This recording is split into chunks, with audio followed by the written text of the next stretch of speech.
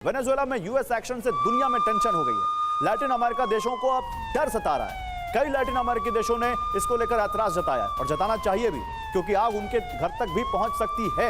Latin अमेरिकी देशों में वेनेजुएला जैसे एक्शन का डर है और नाम लेकर कह रहे हैं ट्रंप, तो मैक्सिको, कोलंबिया, इन सब का तो नाम लेकर वो कह रहे हैं।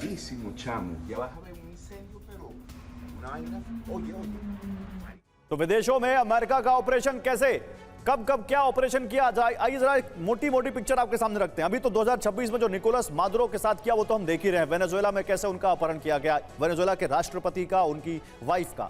लेकिन 2014 से अब तक देखिए, आईएसआईएस के खिलाफ जंग लड़ी अमेरिका ने। सीरिया में असद को हटाकर अल शरा को सत्ता में बैठाया। 2001 से 2021 तक तालिबान के खिलाफ 20 साल लंबी जंग लड़ी, लेकिन फिर उनको वहां से निकलना पड़ा। तालिबान के आगे उनकी नहीं गली।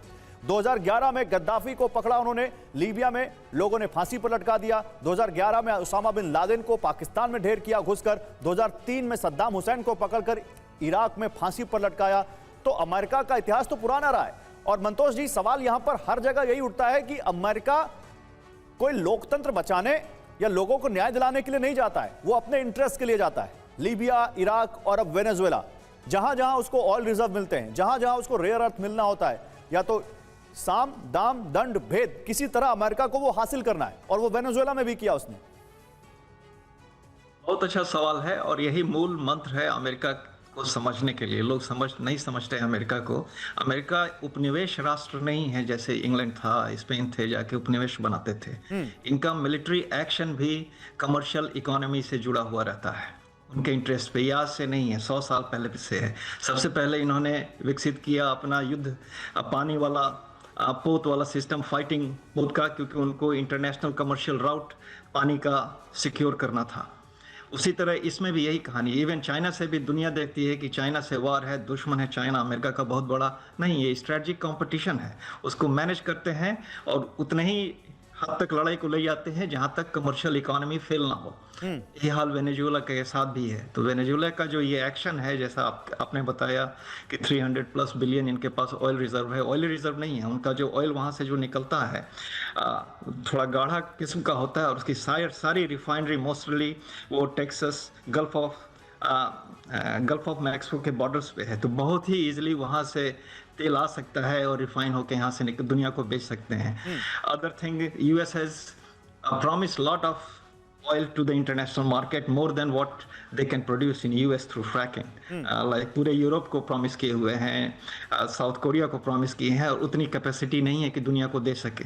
Venezuela is going to fit very well in their commercial economy.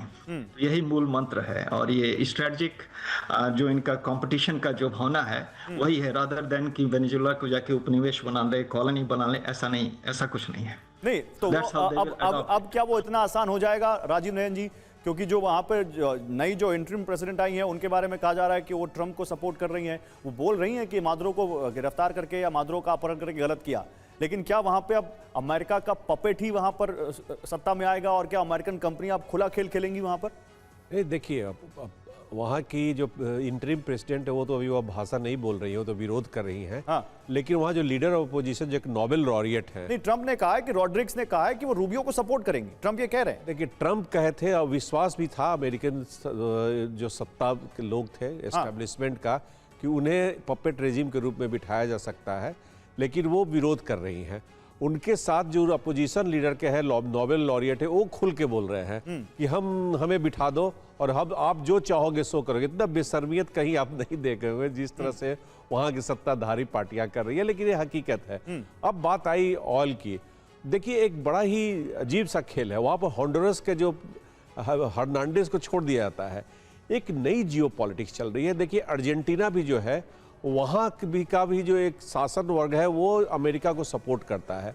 एक पुराने समय से लैटिन अमेरिका और अमेरिका, यूनाइटेड स्टेट्स जिसे हम कहते हैं, उन दोनों के बीच संघर्ष का समय रहा है। कई बार फिडेल कास्ट्रो चाहे क्यूबा को हटाने की कोशिश की गई, इंटरनल डेमोक्रेसी के नाम पर कभी खेल खेला गया, और कभी अभी देखिए इमिग्रेशन का भी टेंशन हो रहा था।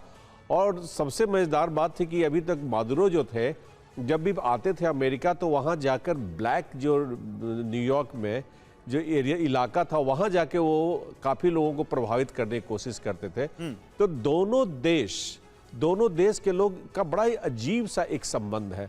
वहां पर देखिए, जिसको हिस्पैनिक्स कहते हैं, हिस्पैनिक कम्युनिटी भी है, और वो लोग चाहते हैं कि अमेरिका के अंदर भी कहीं ना कहीं प्रभाव डालें, और अमेरिका भी वहां प्रभाव डालने का कोशिश करता है। तो ये बड़ा ही अजीब सा संघर्ष चलता है। लेकिन बीच में देखिए तेल की बात कही जा रही है, वह भी है, लेकिन उसके साथ साथ एक बड़ा जियो पॉलिटिक्स भी है। ये कहीं जो रूस है, बाकी चीन का भी बैकयार्ड न हो जाए, ये भी कहीं ना कहीं डर सताते रहा है अमेरिकन शासक वर्ग और चीन को। का तो काफी इन्वेस्टमेंट है वहां पर। जी, चीन का बॉर्डर में, खास करके हाँ। बॉर्डर के क्षेत्रों में चीन ने काफी इन्वेस्टमेंट किया है। ये आपने बड़ी बात उठाई है, इसको लेकर भी जाएंगे प्रसून जी के पास। लेकिन फिलहाल एक बड़ी खबर, कोलंबिया के राष्ट्रपति गुस्तावो पेट्रो का बड़ा बयान आ गया है। कोलंबिया बहुत ज्यादा इस वक्त अलर्ट है। उन्होंने कहा कि मछुआरों को डराने के लिए युद्धपोत भेजे जा रहे हैं। अब देखिए, कोई कंपैरिजन है, मछुआरों को डराने के लिए कोई वॉरशिप भेजेगा।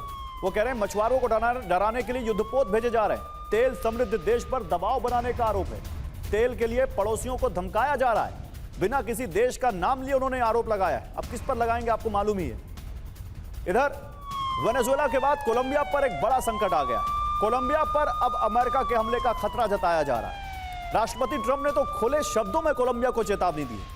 उन्होंने कहा कि गुस्तावो पेट्रो के पास कोकीन के कारखाने, जैसे वो कहते हैं कि ड्रग्स, दुनिया का सबसे बड़ा ड्रग्स कार्टेल चला रहे हैं निकोलस मादुरो, वेनेजुएला के राष्ट्रपति।